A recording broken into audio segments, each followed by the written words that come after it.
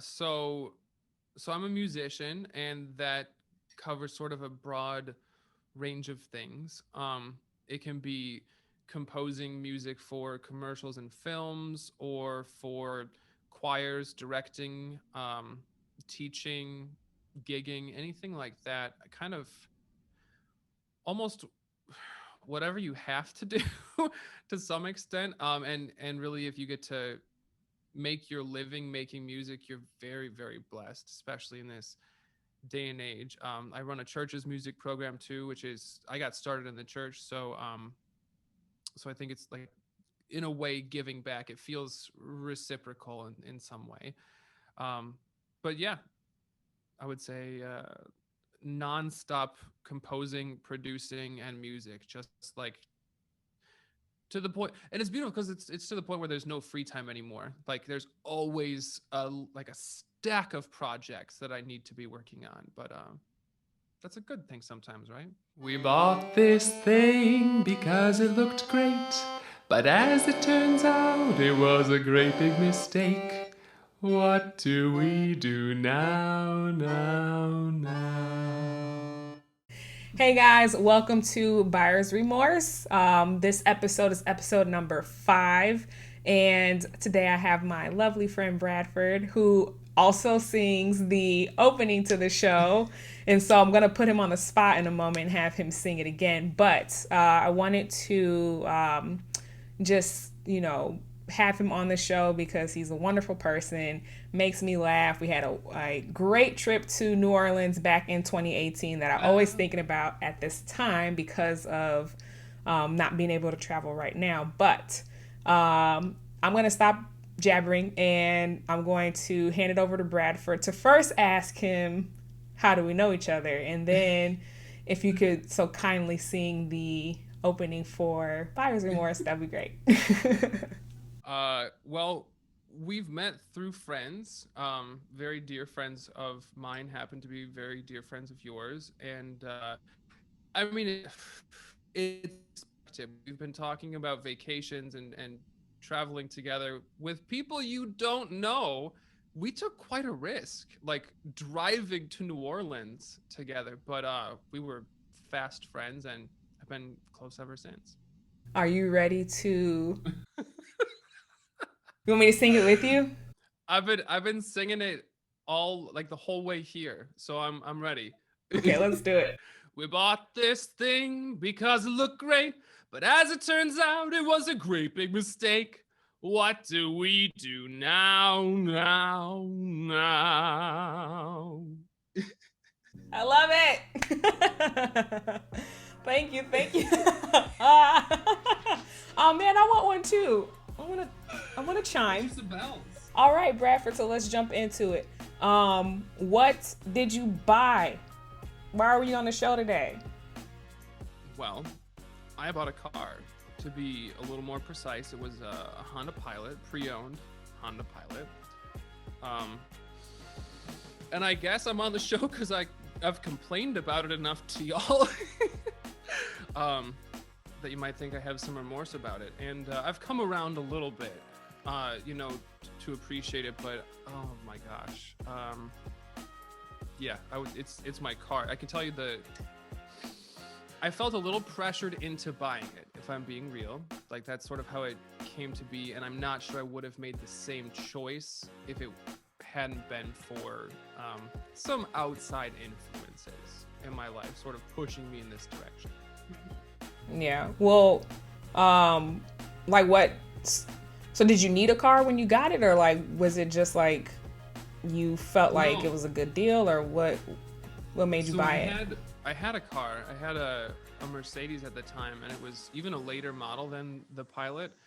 But it was getting to a point where it was hitting 100,000 miles, and some of the service work was getting expensive. And not even just that, like I do a lot of work on my own cars, but there were some things that we really just couldn't do on this German automobile. And it left me stranded in the middle of an intersection at rush hour at one point. And you try being a white guy in a Mercedes stuck in an intersection, like, people are not happy with you at all. They're like, they think you chose to park there to hold up traffic. I'm like, you think I chose to? So, like, that was sort of the final deciding factor. But there was a lot of, like, I had just finished grad school, or I had switched jobs, so, like, it was just slightly less money than I was making before to start out with, and there was a lot of family concern about, is this the most practical choice? The funny thing is that if I would have kept it, I probably would have spent less money keeping the Mercedes up than I have keeping the Honda Pilot up, which is shocking because everyone, like, equates Honda with reliability, and it hasn't exactly been, like, 100% the song for me. Yeah. I mean, we talked about our car before. We have a 2014 Honda Civic that I love, and it's been super reliable up until I realized that the baby's car seat, like, barely fits in there, and, like, it's not a good car to grow with. So it's just one of those things where, like, you learn after a while, I guess. But I still love it. It's just, you know, like you said, it's one of those things, like, you come around to it and you kind of deal with it as it comes. But yeah, so when did you get your Honda Pilot? Like, how long have you had it? Let's see, I want to say it was either 2016 or 2017 January, thinking 2017, January of 2017.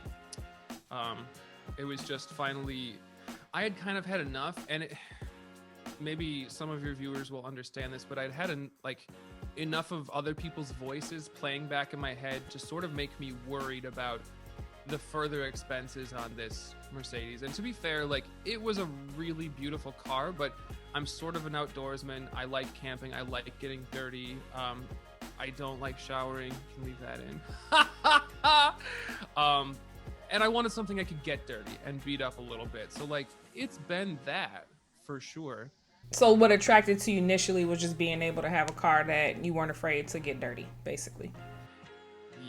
Yeah. It was kind of a price point situation. It was, I wanted to be big enough to accommodate me, like, driving it, because I'm a giant, and that is a factor. Like, I literally cannot fit in some cars. But I also want to be able to sleep in the back of it, so that, you know, I wouldn't have to pitch a tent or whatever. So it was one of those things. But it's been good on that front. I will give it that. Okay. Yeah. I mean, you wanted it for a specific lifestyle, which I guess is usually what people think about when they get a car anyway. But, you know, going from a Mercedes, which is very much a luxury car, you know, to a Honda Pilot, that's like a big jump. So, like, why this is not really totally relevant to, you know, your purchase, but I do want to know, like, why'd you go from why'd you have your Mercedes in the first place, and then, like, make such a huge, you know, switch to something that's so different? I always wanted a Mercedes. I remember the first time I went to Chicago Auto Show. It must have been 11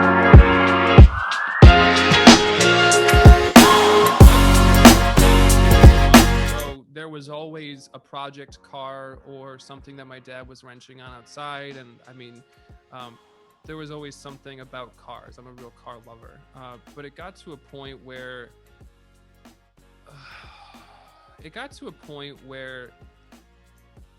it was a constant subject of conversation within my family, and not really my friends, but mostly my family, who had concerns, I guess, about my ability to afford the Mercedes.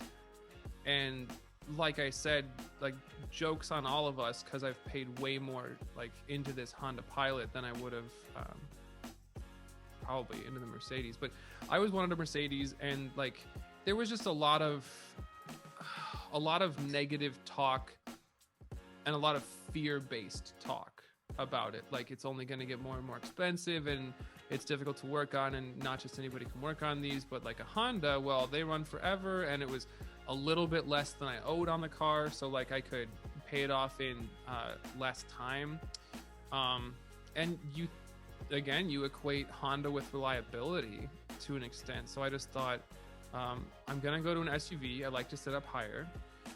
Um, and it's gonna be a step down from the Mercedes. Let's be real, it is. But I thought it was a good way to go. Like I ridden a Honda Pilot at one point, and I thought, I can't believe how much headroom this has. I've never heard of like families being so involved in a car purchasing, decision unless it was like a young, like, someone's first car, they're 16, 17 or something like that. So my next question was to just ask like whose fault it was that you bought the car, and you kind of touched on it a little bit. Can you get specific, or do you, or like, I mean, I don't want you to like, cause any rift with your family, but I'm just curious, like, who was the like main person that was like, you should do this? Probably my mom. Like, and I told them about this years later, that this was something I would not have gotten this car precisely, probably because I would have maybe gone with the Lexus. I think they're a little bit better built, and I could have gotten something comparable for the same price. But it was, again, their concern about a luxury car versus something a little more family oriented. And it was not just her, but yeah, like it was, I can keep hearing it in my head, like just the fear of like, no, you shouldn't be driving this expensive car right now. Like, even though, to be clear, I was paying for all of it, and I could have, like, it really wasn't that much of a stretch. It was something like $90 a month. Like, that's kind of a stretch, but to go from a Mercedes to a Honda Pilot, like, to say nothing of how much money I ended up dumping into this Honda Pilot for that matter. Like, so be careful, read the Carfax first, for one thing. I can tell that the regret has more to do not with the actual car and what it is, but how much money you've had to keep putting into it to make sure that it's like functioning and running. And as far as like the fear goes, because you were saying like, it was a fear sort of, thing that led you to make the decision. Were they creating the fear in you, or was it a fear your mom had? Because I know moms will, kind of make you scared because they're scared and they're worried. So like, do you think that that's what happened? That's what it was. Okay. Yeah, that's exactly what it was. It was like this echo chamber. And I mean, to be fair, like I said, I had just left grad school and moved back to the area, and I was staying with my parents for the time being, while I was building up my my teaching studio and just other musicianly work. And it just kept being a subject of conversation, like paying back student loans or working 40 hours a week or whatever, when it's like it was part of a bigger like macrocosm, I would say, surrounding my fear of having studied to be a musician, and like, what does that actually look like in the real world?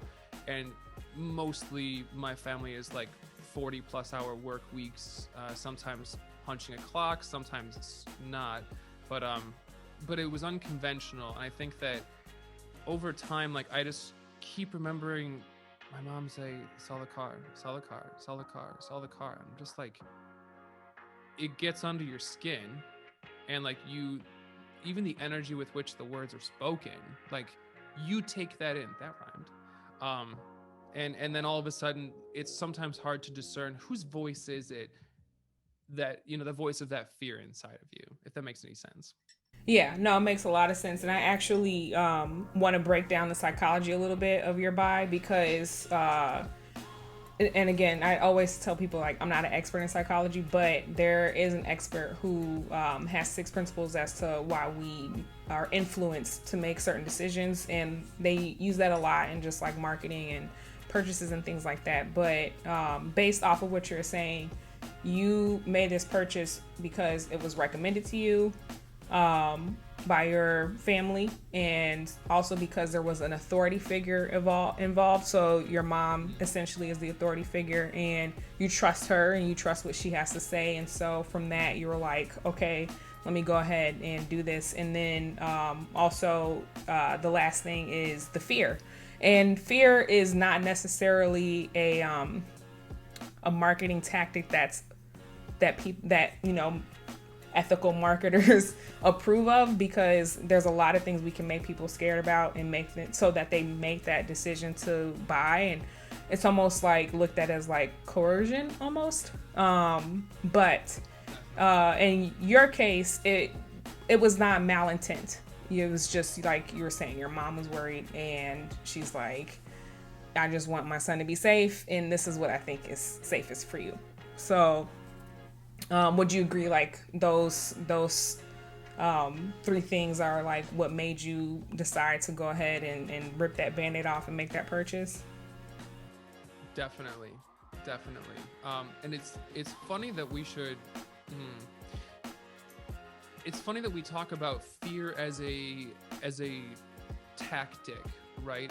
Or as a motivating force, because in conversations about this car, my parents and I have been able to sort of pinpoint, okay, fear is not a really effective motivating force. Like, and it ended up coming to a head, like this whole conversation, like I was absorbing their fear about a lot of things relating to my own life, and like none of it helped me to bring shape to or clarity to the path moving forward.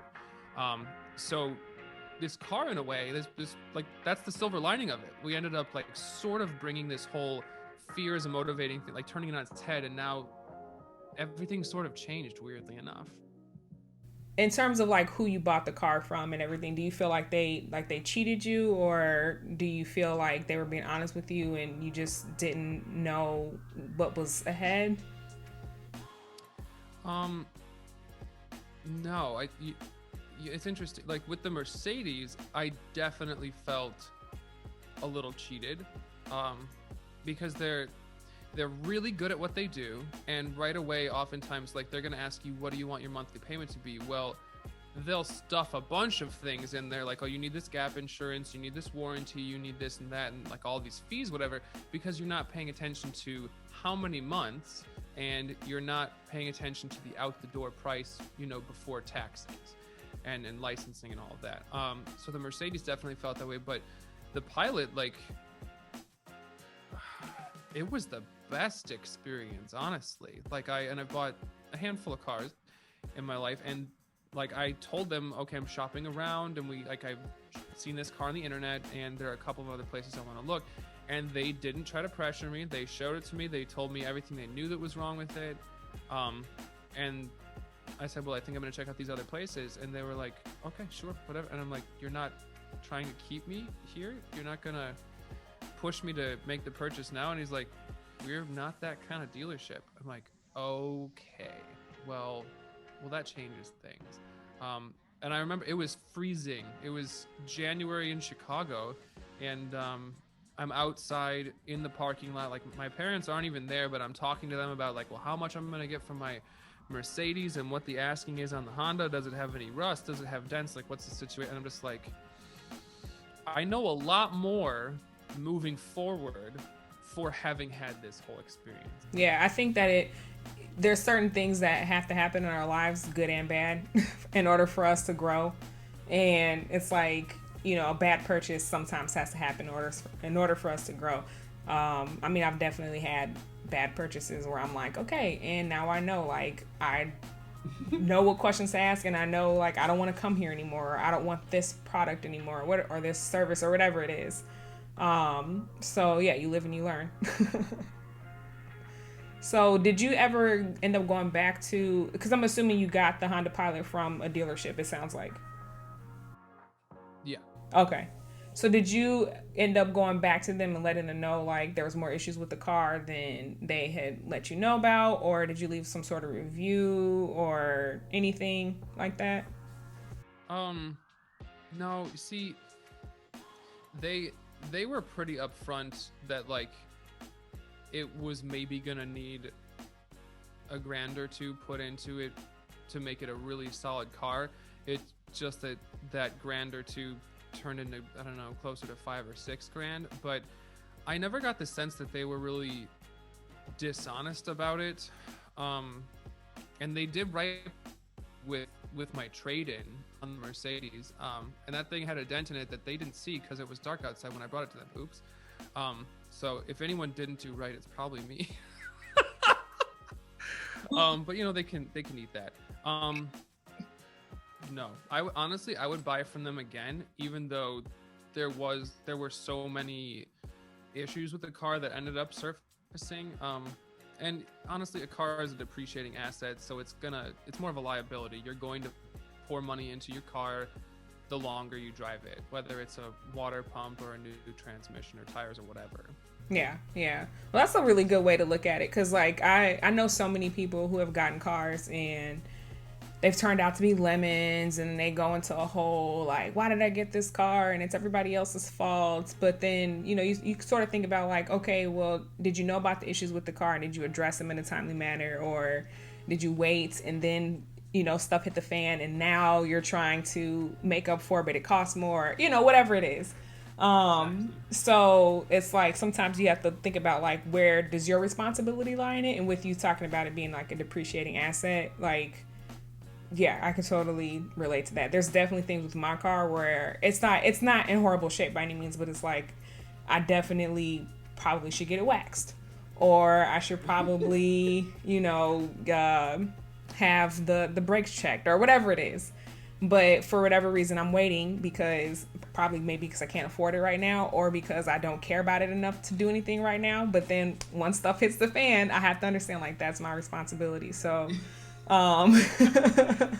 so yeah, so it's one of those things where it's like, there's always some responsibility with the purchaser, even though that's a hard pill to swallow sometimes. Yeah. No, but you gotta love that though, and maybe that's the silver lining of all of this is the information that you glean from like not getting what you want is almost more or better than when you do get what you want, because you're forced to grow in one way or another. Yeah, that's a good that's a good way to look at it. Leave it to you, Bradford, to like think beyond the scope of just I bought this thing and I regret it. I love that. So if you one of the questions I was going to ask is like, would you buy from them again? And you said you would, which is awesome. So does that mean like in terms of a rating, 5 stars being the best, and obviously 0 stars being the worst, like what would you give this dealership, and what would you give the car? Love it. So I'm a big believer in like, why does somebody sell the things that they do? It can't just be to make money. Like that's not a good enough motivating force to want to build something that matters.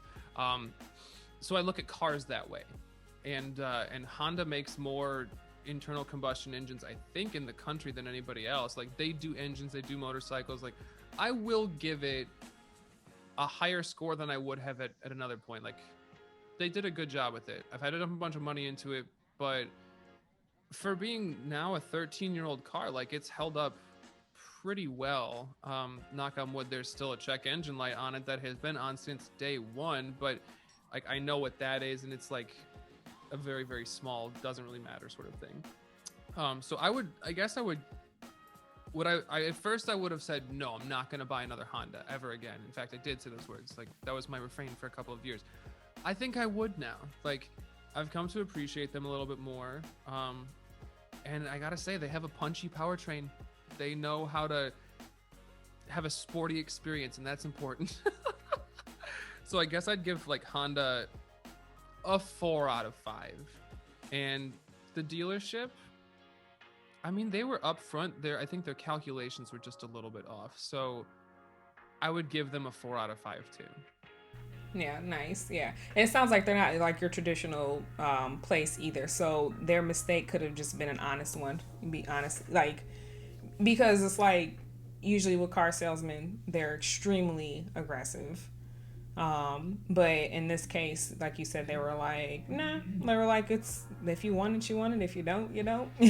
And I think that goes to show like, that they're more about building the relationship, because you're saying you will go back versus, being like, let me try to get one over on this person and sell them a lemon and tell them everything I know about the car that's positive and omit the things that are bad. So yeah. Yeah. Like, why would you know that this business is all about relationships. Any sales business is all about networking and relationships. So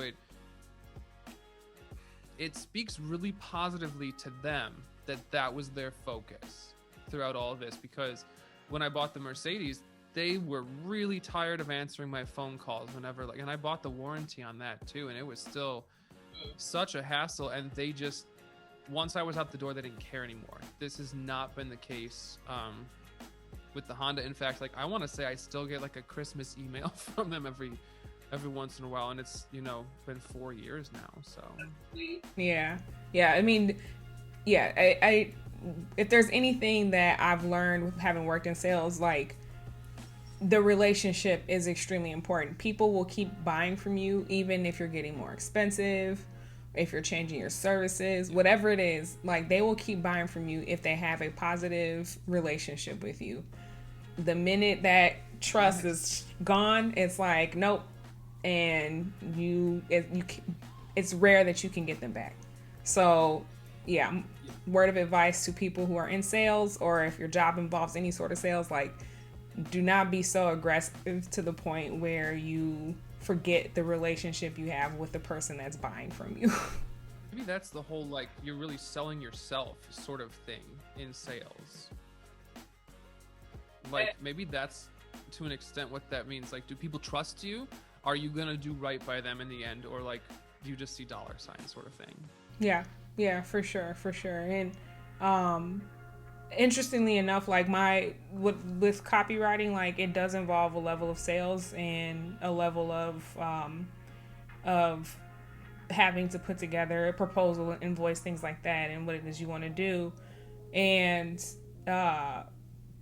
for me, it's never about like, oh, I have to make as much money off of this one person as possible. It's genuinely like, I want to help them. I love what they're doing. Let me, make this as positive experience for them and for me as possible. And not just because, like, I want to continue to work with them, but it's not just because of that. It's like, because I truly care about what it is that I'm doing. Like you said, you have to be fulfilling your why. It can't just be money signs all the time, because then you're not going to make any money that way. So it's just, yeah. You have to be conscientious consumers, And that's what this show's about. I'm always like, I call it educated purchases. So every episode, I hope that even one person gets, some sort of satisfaction from this. Josh said that it was sort of like a buyer's like therapy for him, which I thought was cool. Because he's like, you're just in your life, you're gonna make bad buys, and when you do, sometimes you gotta talk about it, so but yeah, I hope that audience, I'm speaking directly to you, I hope that you're watching this because you're finding some sort of satisfaction from this, or learning and being a conscientious buyer, as Bradford says, and making those educated purchases. So Bradford, you answered all of my questions. You were a wonderful guest. Is there anything you want to add?